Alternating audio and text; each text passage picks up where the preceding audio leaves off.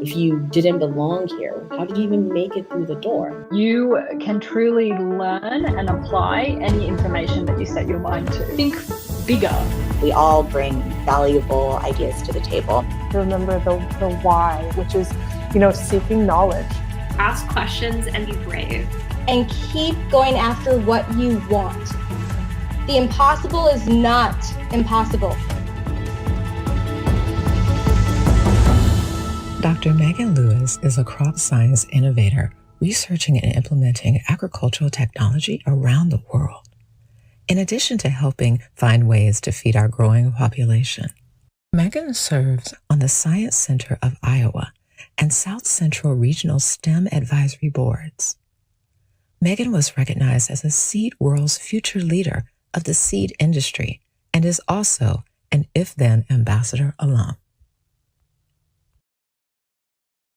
So we're so excited to be talking to you today, Magan. Thank you for joining us for This Is What a Scientist Looks Like. I am so excited to be here. It's an honor, not only as a woman in STEM, but also just reaching out to those future generation of scientists and leaders that are tuning in today. So thank you. These are some special episodes that we're doing within the conversation because, we're also being mindful of the fact that the statues are going to new homes, right? And we want to talk to you about what went into you deciding where your statue was going to go. But before we get into that part of the conversation, we kind of just want to drop into your work and what your STEM journey has been so far.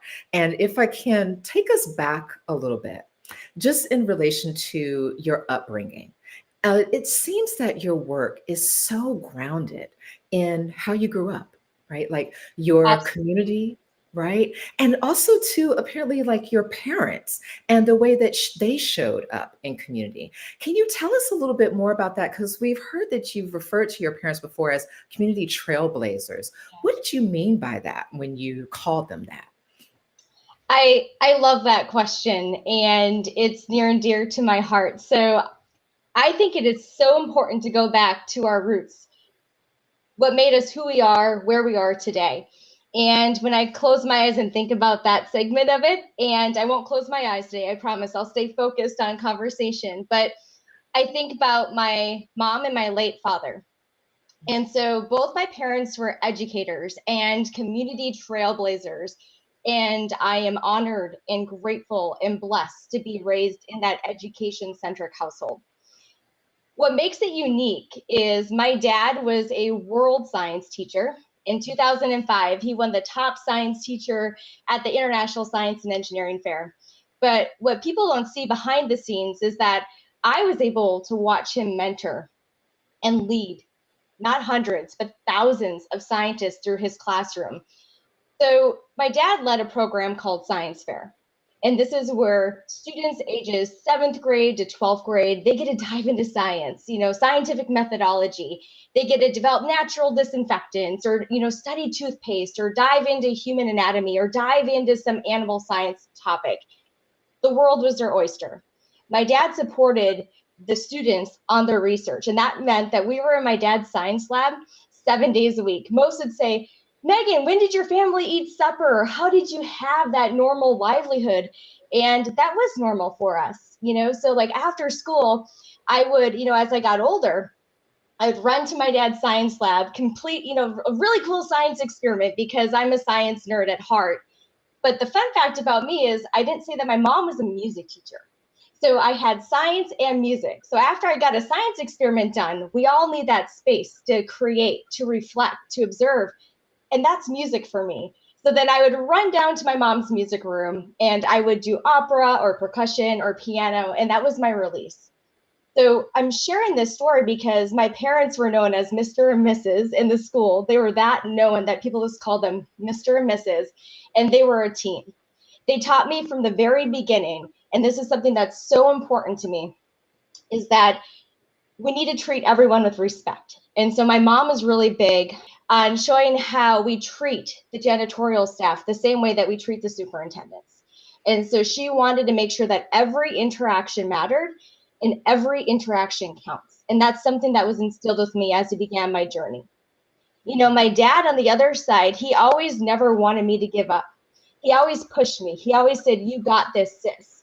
So even if I got frustrated and the science experiment didn't turn out the way I wanted it to, or something just went really wrong in the lab that day, my dad was the one that kept pushing that inspiration, saying, the best things take time. Failures are good. Unexpected results are good, because guess what? You are learning, you are growing. So setting the stage from an education standpoint, yes, my parents were educators and teachers, but they also led so many activities where the extracurricular became curricular in our household. And so again, my brother and I, super blessed and grateful to have that backbone of education, but that's where it all started. Now this is a fun part of the journey. So you trickle through our nightly trips of jumping into our car and looking at weeds and identifying the genius species, or my brother and I racing to name what bird or insect we found. That got further and further and further along the journey. And then this is where agriculture stepped in. One area that my dad, growing up on a farm, has really been passionate about feeding the growing population. And even though we weren't on a farm, we lived about really, really close to the local school. He felt it was important, and I did too, working with the farmers and working with the researchers. So when I was in high school, I started my first science experiment in agriculture in sugar beets and potatoes. I developed a natural fungicide for sugar beets and potatoes, presented it at international science fairs, and won the top phytopathological project. In that moment, standing on that stage, I knew that that was my purpose. That was my mission. As much as I love music and everything that I did, I knew that I could drive and hopefully have a big impact in the agriculture industry someday. And so then that drove us from now community into university, where I triple majored in my undergrad and then focused on science and master's and PhD on science. But I think it's important to know that art and science go hand in hand, and art is still a big part of who I am today, as far as relaxing, playing piano, composing piano. However, I do focus and I double down on the science, because my mission is to feed the growing population. And that's where working where I do today with Bayer Crop Science has been fantastic. So health for all, hunger for none. And it's just really fun to see the whole circle come together, from where it started in a small town in North Dakota in a science lab and a population of 1,000 to where it's grown from a global impact today at Bayer Crop Science. My goodness, Megan, you have blown my mind. I mean, this is just such a beautiful journey to have had access to that kind of family support in relation to your passions, being able to explore STEAM, actually, like in the truest sense, Yes. side by side as you were, developing your worldview and thinking about what community means to you, right? And even the fact that you could have gone anywhere in the world with your education and with your focus, but you decided to really come back to the farmers and think about the feeding the growing population.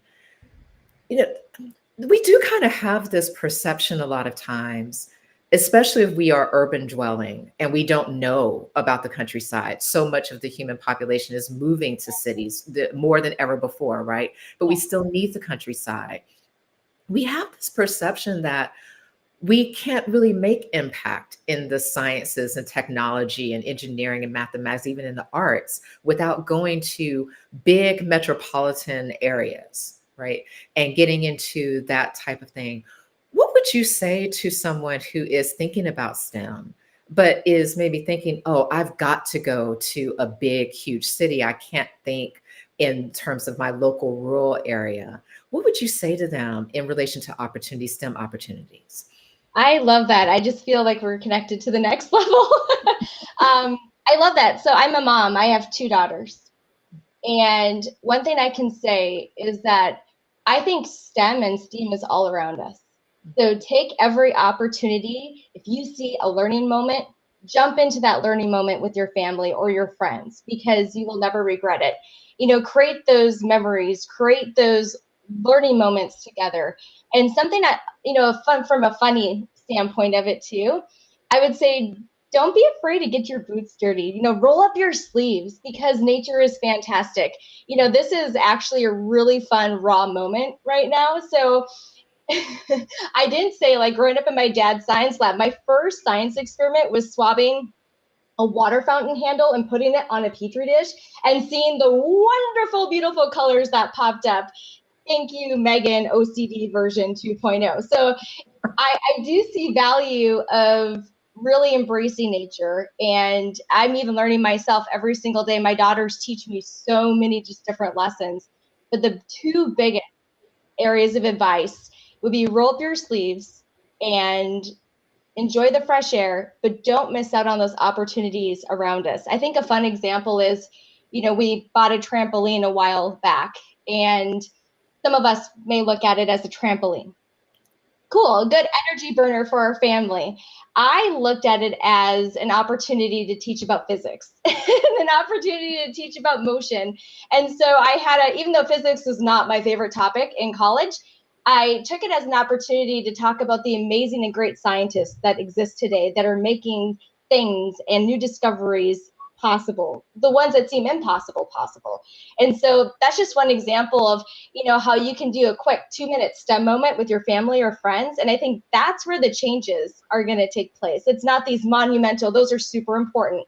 But I think these little changes in how we look at science and how we look at technology and how do we think about community, and those little moments, I think, will go farther than we give them credit for. So I have to lean on, embrace the little moments of STEM all around you. I love that. Okay, so for so many of us, we're learning so much, about this type of work that you're doing, because it's not something that we're seeing all the time. But like usually if we see this in a movie, for example, it is not looking like what you do. I do believe we have the romanticized farmer image, right? Out in the field, maybe squatting down into the dirt, trying to figure out why the boll weevil is eating all of the crop, but Oh, now you're speaking my lingo. This is fantastic. it's like, but you're actually thinking through, my goodness, how can we look at vast, like areas of farming and bring in these technologies to help us with, with yield and with understanding the infrastructure of the land better. Yeah. Tell us a little bit more about that, because when we're thinking about farming, we're not thinking about drones, we're not thinking about robots. For what purpose is this in relation to agriculture? Yeah, that's awesome. And so I get the great pleasure of leading a team that gets to double down on global innovation and deployment of technology, and then the sustainability, maintenance, and fleeting of that said technology. And technology is ever changing. One thing I do advise people, and especially with movies and news articles out there, is avoid the fun, flashy technology. And so something you're going to learn about me today in honor of STEM Day is let's really focus on innovation design thinking. So instead of trying to fit a fun piece of flashy technology, I'll get into why drones are cool in just a little bit, because that one is not fun and flashy. That one actually has evidence behind it. But instead of focusing on fun and flashy, focus on the root cause. So what problem are we trying to solve for? Do we have any internal tools that we can utilize today? Are there external pop-up startup companies that are exciting that could help us solve our mission? So avoid fun and flashy, but focus on innovation design thinking. And I think that gets to the heart of us embracing technology, of how do we start utilizing that technology and implementing that technology.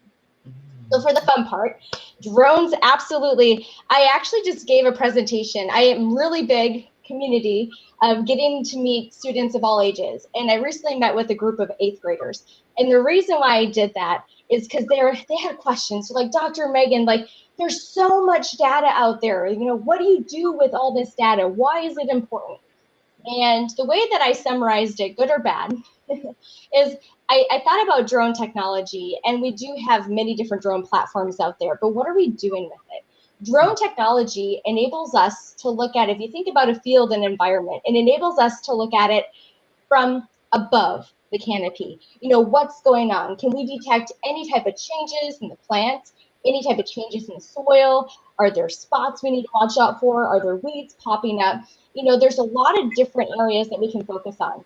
So why I get excited about drone technology is because before it, we had our eyes. And our eyes are great. Our eyes are fantastic. We get to see amazing amazing colors, and we can rate things. So if you go back to your insect, example, if you stand at the edge of a field, you're probably not going to be able to tell me and quantify what is that insect pressure look like in that field. However, technology will help us bring the data and the science together to give us a better understanding. So I kind of describe it in beginning stages. I remember the days of having the children's books. And so the fun, big pictures, not a lot of words. And the reason why is because that's where we started. But over the years, especially the over 12 years in industry that I've had, I've seen those children's books go to chapter books. I'm talking Lord of the Rings novels. And the reason why it's exciting is because every chapter, you think about all the data and insights that we're collecting, all the data that we're collecting, we now have a chapter book to dive in to maybe those environmental differences, those hybrid varietal differences. There's a chapter for everything that gives us so much information that we didn't have before. So I do feel like drones and satellite imagery, it unlocks insights that we didn't have before. And the reason why I think that's super valuable is because if I was a farmer or a grower, yes, I would feel it's data overload. But that's where you can lean on your friends and your data scientists and ask them, hey, what should I look at? What is important? And are trends important? That's the beauty in science. I have a neighbor who's a farmer too, and I usually get stopped. I'm not a certified digital sales representative, but just like, hey, Megan, what data is valuable and how would you look at this? Or, what should I even start looking at? Do I look at nutrient application, et cetera? That's the cool part about technology. So before we started out with not a lot of information, and now it's blossomed into this Lord of the Rings novel where we know specifically what's going on in the field. So not just drones, you think about rovers, you think about sensors, you think about satellite imagery, you think about all the potential technologies out there that just give us better eyes in the field, spots that we weren't able to see just through visual observation. But I am going to say one thing. Visual observation is still important because that's how we learn and then that's how we grow. So I think that the best blend of it is taking the technology plus your experience, plus what you see, and then building a solid recommendation moving forward. A fun example, if you want a fun story in my past, is I'm a scientist. So I finished my PhD. I'm so into the data. I'm all about technology. Like, look at this science. And at the time, I thought the farmers and growers were all about the data. This is, about 9-10 years ago. And they're all about the science. And I got humbled really, really fast. And so I had to develop a testing footprint in the state of South Dakota. And what that meant is those cold call conversations with growers and farmers about testing our products on their land and having that research opportunity. And I'm never going to forget this. I pulled out of a pickup at one of the growers' fields. And the comment he told me was, I'm sorry, I'm not here to buy Girl Scout cookies. So you can be on your way. Now I could have shriveled up and been like, oh, which mentally I was totally freaking out. But instead, I found some Gauss's wilt and disease in his fields. I walked over there and I said, hey, I see a nutrient deficiency over there, a disease deficiency over there. This would be a really good testing spot for this disease. And then he reached out his hand and said, nice to meet you. And so the reason why I'm sharing that story is that they look at very specific things that works for them, whether it's through their family or their legacy or how they make decisions. And so I do feel it's our job and our mission as agriculture scientists to help them decipher the code, help them break down what does all this data mean and how can we drive value to their specific farm. That's a long answer of starting at a children's book all the way to these thick novel chapter books, but technology is exciting. And the best part that I think I get most excited about are those chapters that we have not written yet. So think about all those insights we have yet to uncover below ground, That's the part that I get excited about, is continuing to find those puzzle pieces for our growers so that they can have the best decisions for their specific region and operation. This is amazing. Thank you for these stories, because if we're understanding you correctly, this is qualitative as well as quantitative, right? It's geospatial, it's spatiotemporal. And so then, I'm also wondering, this has the data that you're collecting and what you're starting to understand, this has extension beyond just where you're, currently studying. How does this go into, for example, let's say that there are urban grow initiatives, that there are, like very small scale farming initiatives in suburbs and things like that. How does this data that you're, uncovering possibly impact those types of local initiatives that are maybe even being brought up from a groundswell? Yeah, that's a great question. I would say from my experience, where I get to double down and focus in on that data and bringing it to more of an urban setting is through the board positions that I sit on too. So you think about the Science Center of Iowa, or I think about working with the governor's team on STEM initiatives and grants, and how do we think about curriculum building, and how do we think about, growing into the future and diving into all the different segments of agriculture. That's where I think the power is unlocked, my friend, with this, is those collaboration events. And so we may not have direct correlations today. We may have direct correlations in some cases, but I think the power lies with the collaboration. The power lies with bringing that experience to the right table, to the right room at the right time. And for me, just being able to work with some board members and financial representatives across the state helps them become aware of what agriculture is and maybe some of the issues that we're seeing, but also helps them become knowledgeable for those key decisions that are really going to transform a community.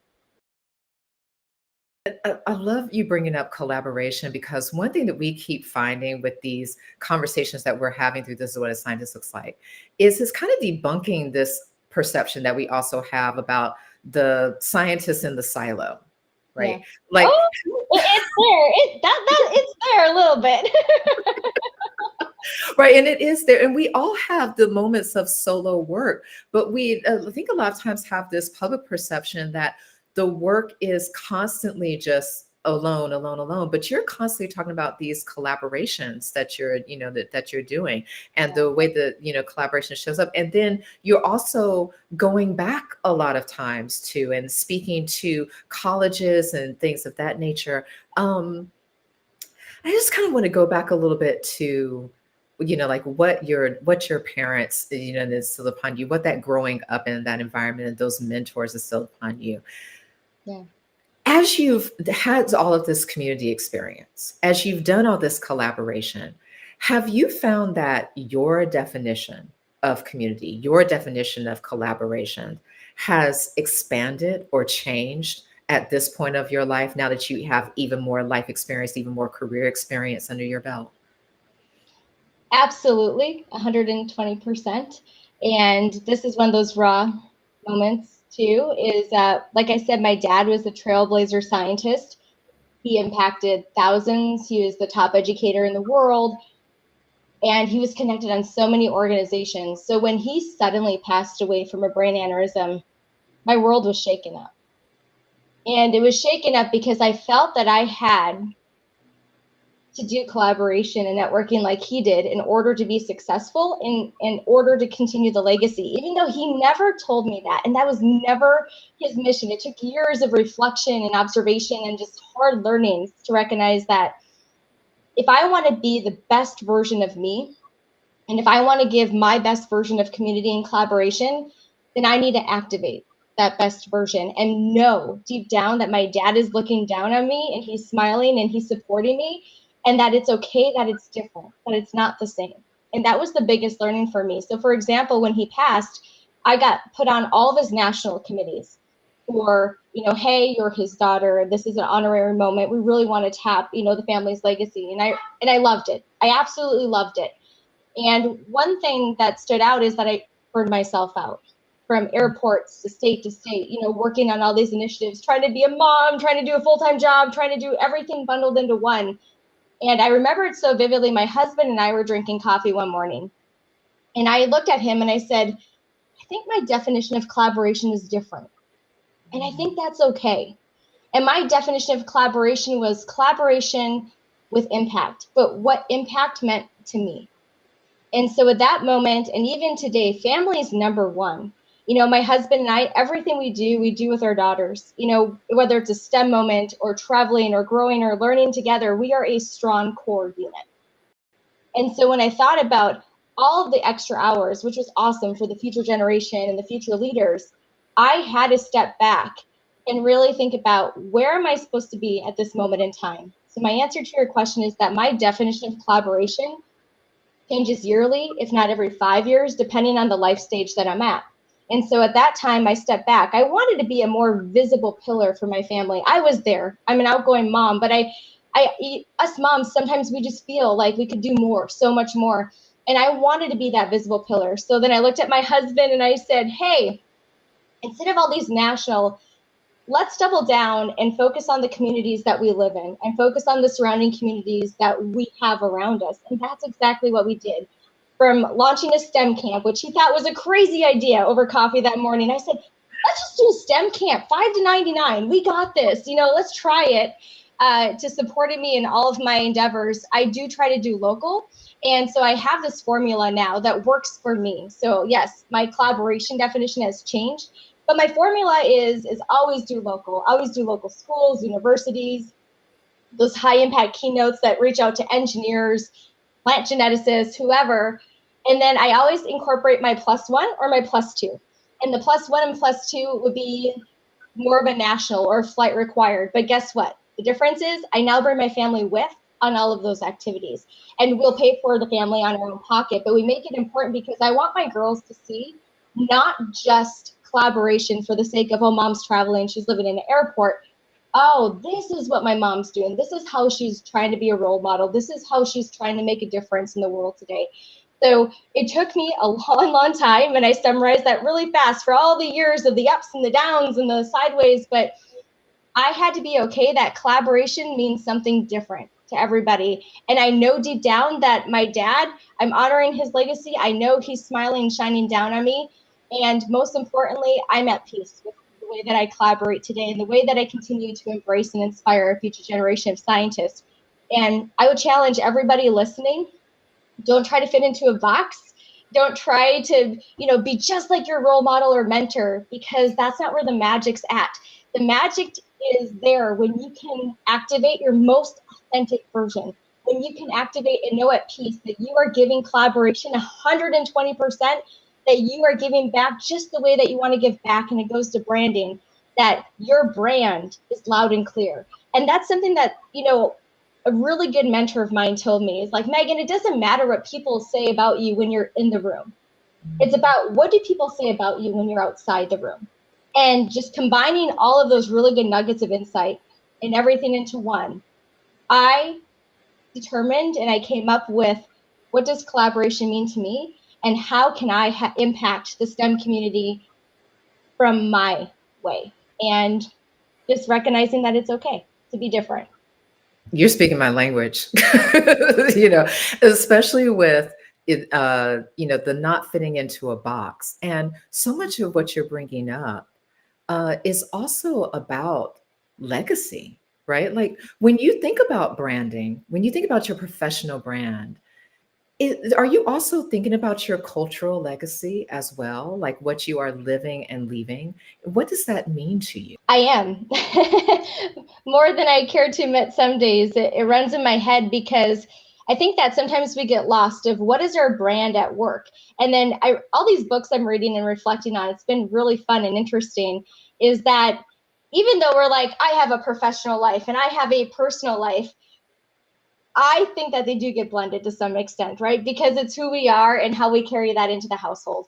But I do, my brand at work is slightly different than my brand at home. And I've been working on that, because one thing I recognized is at work, on the DISC, scale, if you're familiar with DISC, I'm a strong DI. So I used to be a strong I, like, woo, then with career and progression and leadership opportunities, it morphed into that D category. So really strong driver.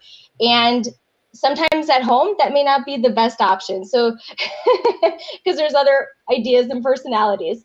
So I would say that, yes, that my brand at work does bleed over to home. But one thing that if anything, I leave out of here is that I want my girls to remember me being a visible pillar. My husband and I chatted about this, and we want our girls, I'm not going to pave the way for them. That's not what I want to do.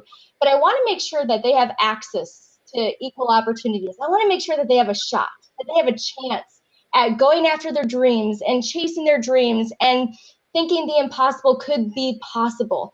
I want to inspire that level of imagination with them and inspire that level of perseverance and drive. And so when I think about, and I'm still building it, so stay tuned. Talk to me in a year or two, because hopefully then I got it figured out. But I know whatever it is, family's number one, and being visible pillar for the family is number one. But I also recognize that I have to be just my personality.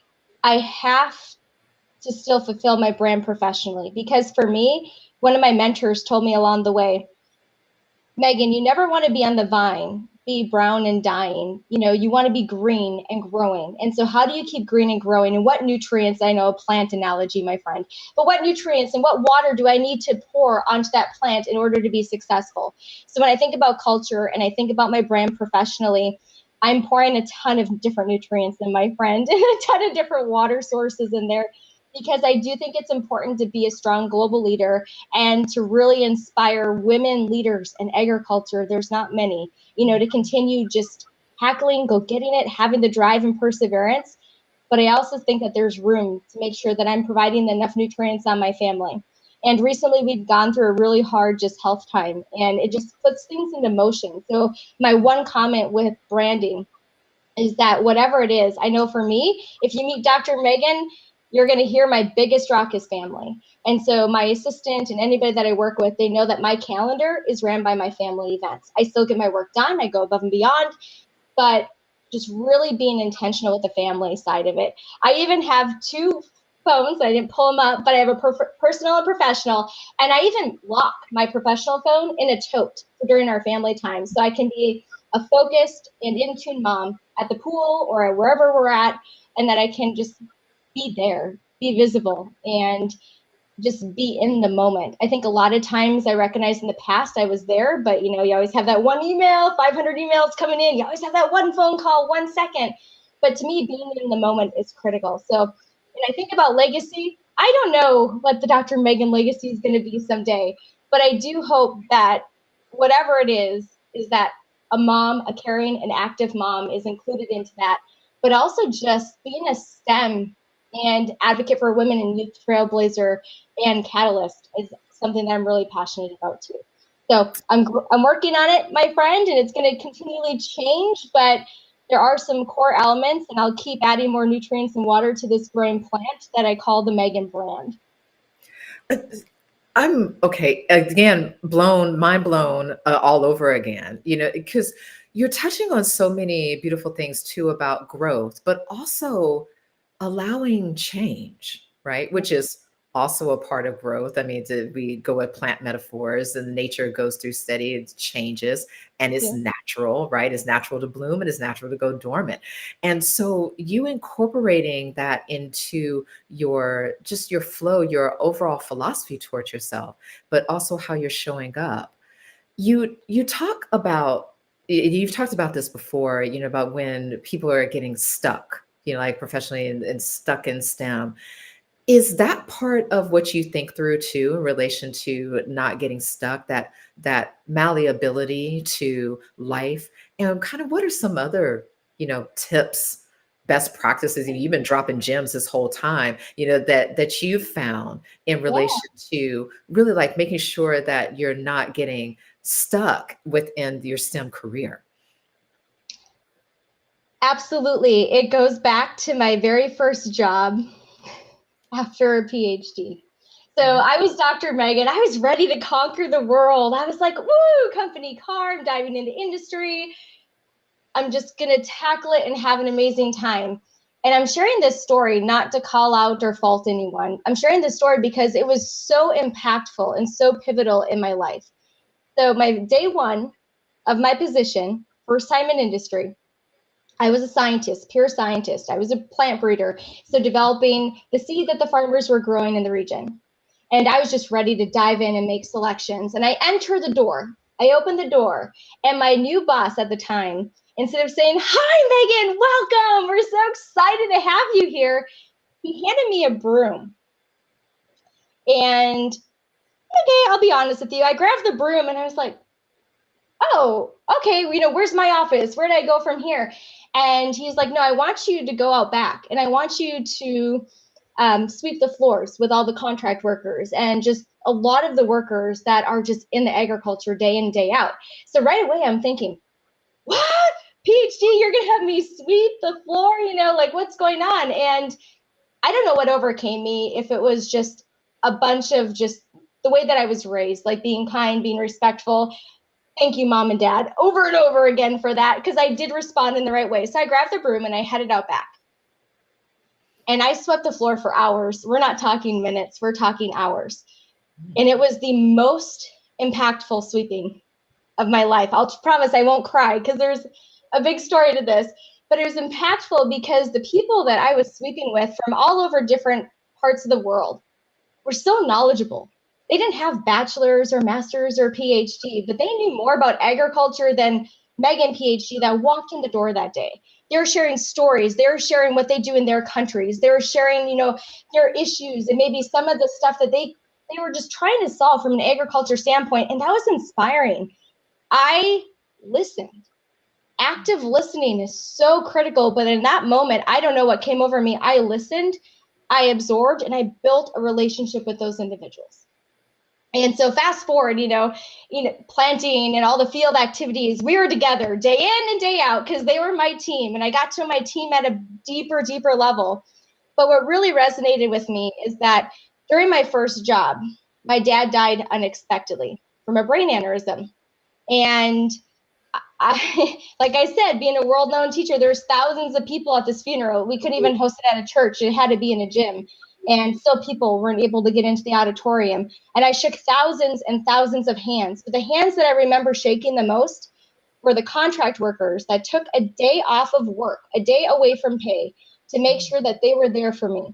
And they said, "Hey, Megan, hey, Dr. Megan, we got you. We're here with you. We're here to support you. We're in this together." So I shook thousands of hands, family, friends, big professionals, right? But the ones that stood the most were those individuals that made it a point to say, "Hey, we're here for you." I'm sharing this story for twofold. We see these quotes, we see these mottos and everything about, hey, when you get to the top of your mountain, be sure to turn around and bring the people up with you. And I don't know if enough scientists and leaders do that today. And that's where I would challenge this when it comes, because I find it, it took that moment with me, but my leadership style is different, my friend. You can ask my team. I bet they'll give you the good, the bad, the ugly, right? But my leadership style is different, because no matter the moment, I don't say, whoa, look what Megan did. No, look what this team did. I always turn around, I bring the team up with me, because guess what? Together, we're more powerful, we're more impactful. Think about all the diversity at scale and all the creativity and innovation that gets unlocked when you find that right collaboration power.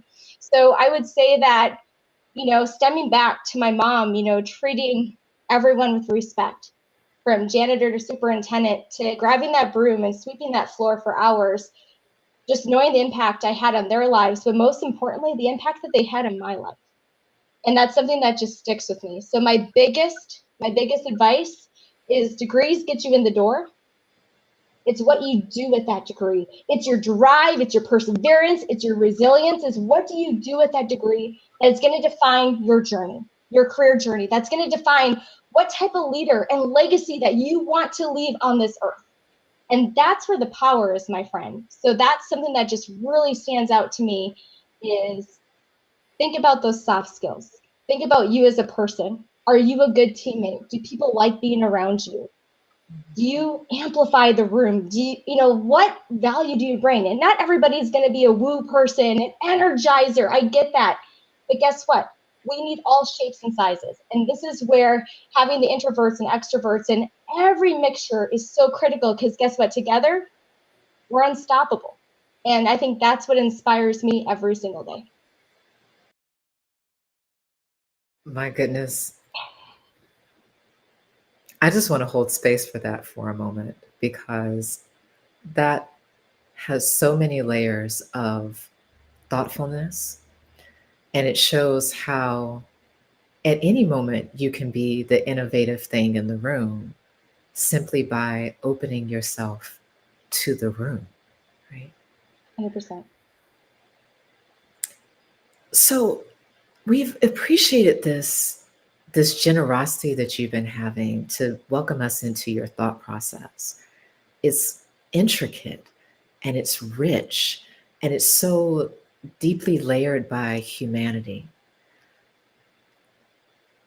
I'm just curious, how does someone with your thought process, how do you think about even where you want to put a statue, right? Like now you've been memorialized through the If Then exhibit. Ooh, I got goosebumps when you said that out loud, but yes.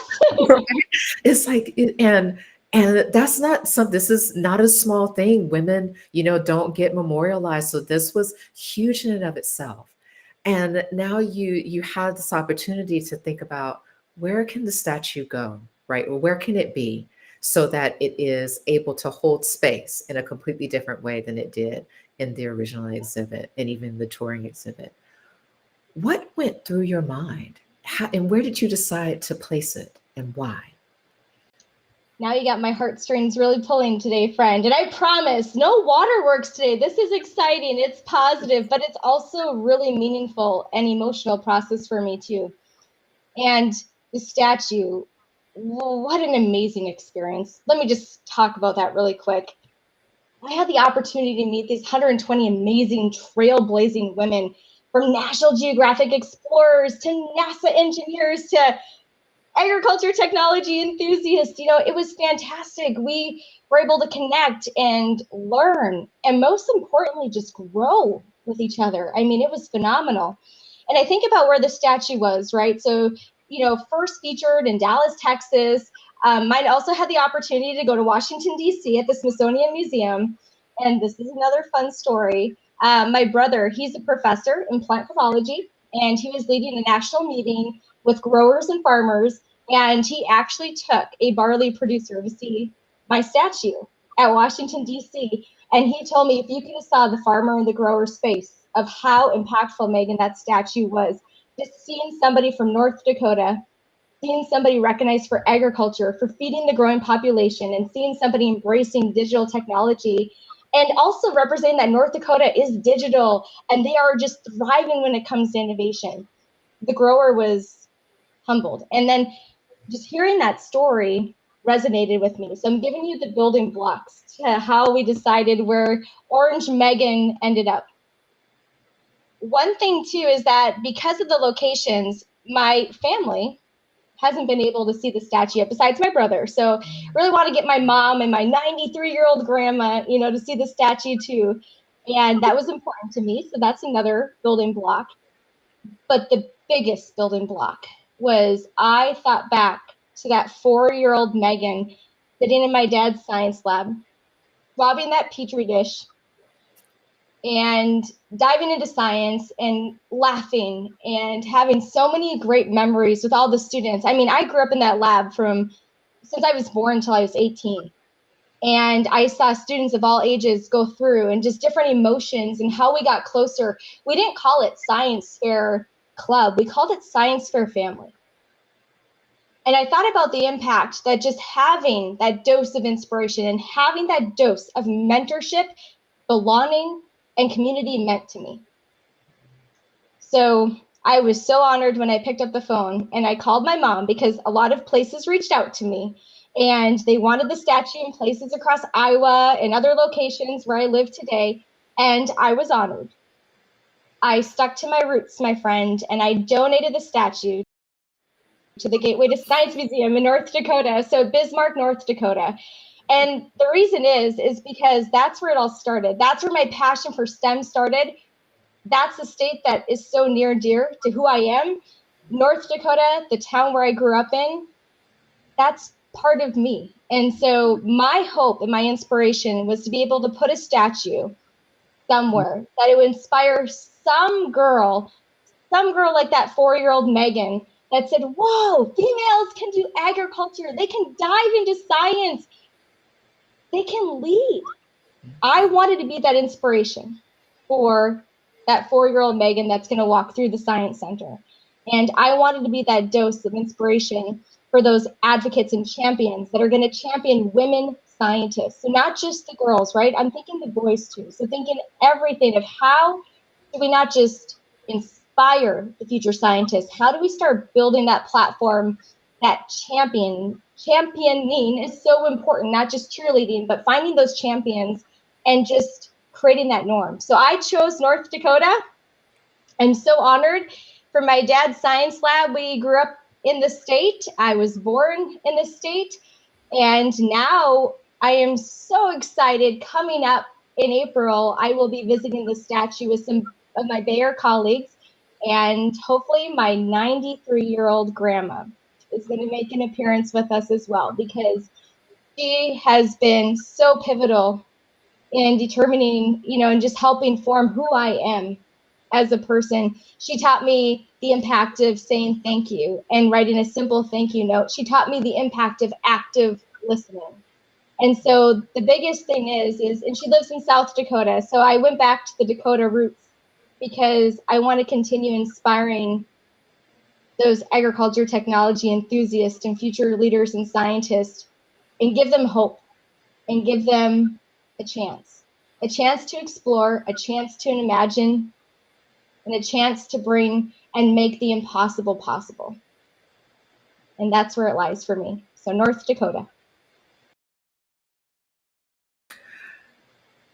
Again, I know you're saying you're not quite sure what your legacy is going to be, but you are obviously living it already. It's like, and it's glorious. And shout out to the grandmothers and all the grandparents that taught us the value of stationery and thank you notes, right? And just commemorating those types of things is, again, these small gestures that make life so rich. This has been just such a beautiful dip into, and we didn't even know, you've just given us a glimpse into what you're doing. We're excited to keep seeing what's going on. Just a glimpse, my friend. We can dive into career chat sometime, how to stay with it and how to stay on the high path and above the line during those tough times. Because one thing too is that I'm honored to have a statue or featured on a magazine and working with amazing people on episodes. But I always go back to my roots. And I think it's important too, and that's who I am, is I may have gone on 8 company relocations with my family across the Dakotas. We lived in Europe, so 2 hours south of Budapest, Hungary, and we come back stateside. But one thing remains the same, if you've noticed from today's conversation, is that my roots are important, and I may not be physically living there now, but I didn't forget it, and my roots will not be forgotten. And so I hope the statue continues to inspire. I also hope that people listening recognize that any of the statues, mine included, our trip wasn't rainbow gumdrops and sprinkles. It was bumpy. There were so many detours. But the biggest thing that I want everybody to take away today is don't lose sight of who you are. Have that perseverance, that resilience, but don't lose who you are. Because when you are your best version, you make others around you activate their best version. Just don't lose that. Boom. Okay. Thank you for that. With that, I think we're going to go into rapid fire. Ooh. I'm like, you ready? I'm ready. Let's go. Okay. These are fun. Well, this is just us being nosy, because now we want to know just more about what's going on with you when you're at yourself at home and things like that. So the first one is are you into any podcasts, any audiobooks, anything you're listening to right now? Yeah, that's a great question. So my daughters are going to laugh at this. I have to touch a book. Yes, I'm one of those that has to physically touch a book and feel the pages. I think it's really important for me. It's how I connect and really dive in and have my color of highlighters, my OCD coming through. But yes, I read a ton of books. And the books that I'm reading right now, obviously around leadership. So I work at Bayer Crop Science. So I'm diving into dynamic shared ownership. And then I'm also diving into Think Again by Adam Grant. I read it about 3 times already. If you haven't read it, it's a fun twist of how do we reimagine the same situation that we've looked at 100 times and look at it from all possible angles. So I usually, my guilty pleasure makes me sound kind of like a science nerd, and maybe I need a new hobby, but it's around leadership books. Because one thing during my PhD I didn't think about is I should have taken psychology. Yes, I have a PhD in plant breeding and genetics and a degree in education, but I probably tap my psychology skills more than any other skill set on a daily basis. So I make it my mission to do better for my team and do better for my employees by being the most real, authentic leader I can be, and also recognizing that I have to adapt my style to meet the needs of many different learners and growers out there. So leadership books is my guilty pleasure. I love that. And Adam Grant, I haven't gotten to that book yet. I've mostly been doing my Adam Grant reading through social media. That's not the best approach, but but love Adam Grant over here. So I know you mentioned that you play music. There's lots of different ways that you expand your artistry. But when you're not working, how do you decompress? What does that look like for you? What's relaxation like? Yeah, relaxation for me is playing the piano. So I actually compose music. Fun fact, I composed my brother and sister-in-law's wedding song that I played for them at their wedding. And I just love playing piano, composing, and building music. That is one area that I can get lost. But I have to be honest, I'm a swim mom. So I always tell everyone that I'm fueled by chlorine and caffeine. And my daughters are competitive swimmers. And so if you don't find me at work or at a Bayer facility, I guarantee you're going to find me alongside a swimming pool cheering on my amazing, strong, resilient daughters. I love that, chlorine and caffeine. I actually have a shirt that says that because it's so true. That's brilliant. So when you were in school, what subject did you struggle with the most? Yeah, this is a fun fact. So I have a 4.0. I was valedictorian in high school. Fun facts you're learning about me. That was a long time ago, over 20 years ago. But valedictorian in high school, 4.0 in undergrad, master's, and PhD. So I would say during my master's and bachelor's, the topic that I struggled with the most was physics. Physics and I'm a biologist. I have to be honest. Physics to me was hard to come by, but my husband is amazing at physics, and he helped tutor me throughout college to make sure that I could get by and get through that course. But I'd have to go with physics. Okay. And do you binge watch? Like, are you binge watching anything? Yeah, now my science nerd is just going to be coming right out. So I talked about in the beginning, making every moment count with your family with STEM learning moments. This is I promise I have many stories for day. We may just have to have another conversation. But my dad's favorite movie growing up was called A Bug's Life. Are you familiar with that? Yeah. So it's a cartoon version. It talks about some of the different morphological features of insects, but it's a fun cartoon version of understanding the bug kingdom.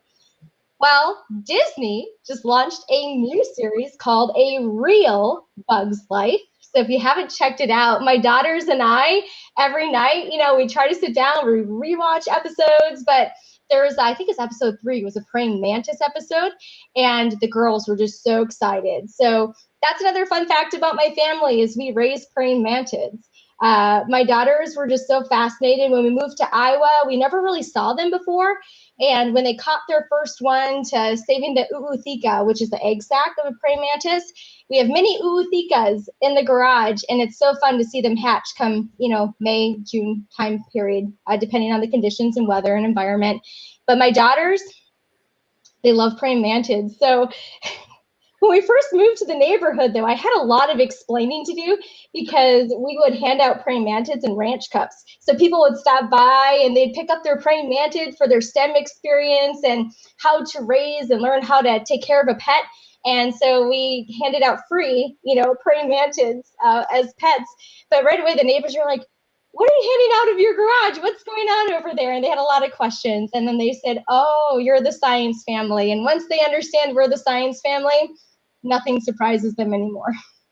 I love it. The science family handing out praying mantis, which are, I'm a fan of praying mantis, and there's such a beautiful species across. There's so many ways that they express, and I mean, some of them look like orchids. It's just amazing. So I'm trying to find that one. My daughter, she did a report, and she has found 5 different species so far, just in our local environment. But her wish is to have an orchid mantis. So like I'm trying to find like where I can get one just to have her experience it. But yeah, I love that they dive into things. And that's what I try to do is like whatever they're interested in, I will dive in with them. My oldest loves engineering too. She told me she wants to be an entomologist engineer when she grows up. And hence, the insects plus engineering. And she goes, Mom, I'm going to invent the best and the biggest robotic butterfly house ever, where nobody has to do physical feedings. All the feedings will be done, robotic and AI. And I just love the thought process of a young child's mind. And that's what I jump in. I'm like, yeah, let's map this out. What does it look like? Let's bring this to reality. And then my youngest too, she has a big heart. They're different in what they like, but she likes science too. She wants to be a nurse. When she grows up, she wants to be a pediatric nurse. And just being around the hospital a lot too, she wants to bring joy to people's faces and also make the science less scary and more digestible. And to me, that's a gift. So I support them, one more like in their silo true scientist format, and the other kind of like me, like I'm a scientist, but I love people and I love spreading that message and positivity. So how do we blend that? I just want them to do what they want to do and be happy and live life to the fullest and activate their best version. So that's just me trying to inspire and buckle up and enjoy the journey as a mom.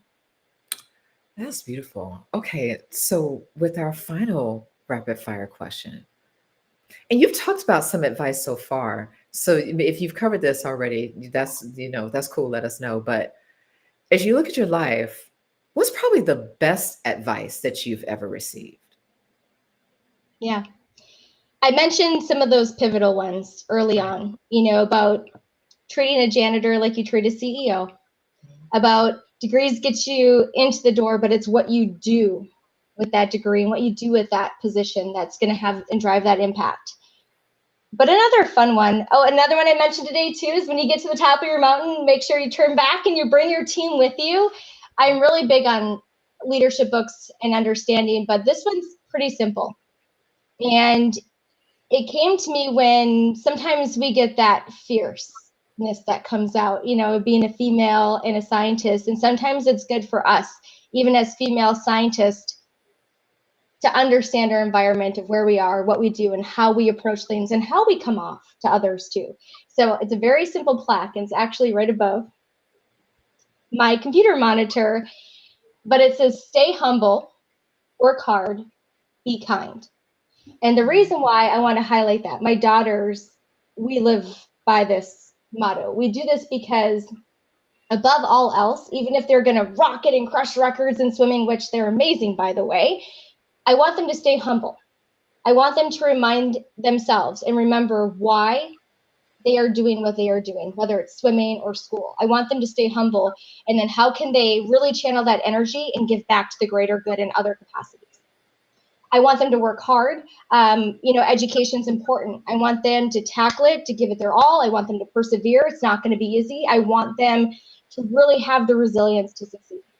And then be kind. Going back to how I was raised in the community with my mom, my dad, or amazing community members, being kind is so important. I have another fun story for you, I promise, then you can let me go. But being kind comes in all shapes and sizes too. And so when my daughter was younger, like I'm talking when she was 5 or so, we love parks. We love hiking. Well, we catch bugs. We have to feed the praying mantids. So it's a big process.